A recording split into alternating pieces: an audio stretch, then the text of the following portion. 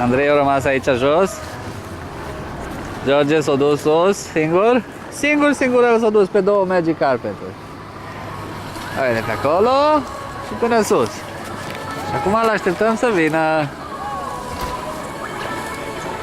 Trebuie să apară imediat.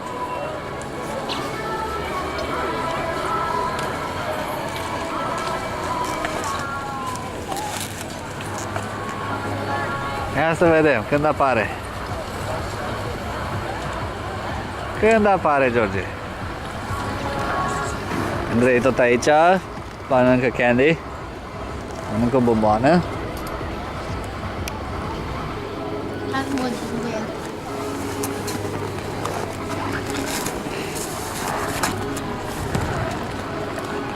Bine!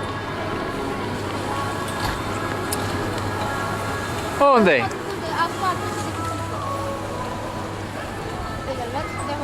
Uite-l acolo, George, uite-l. Vine singurel.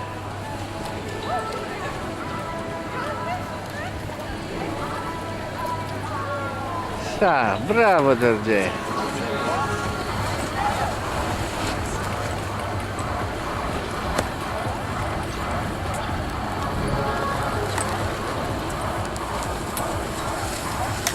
Bravo, George!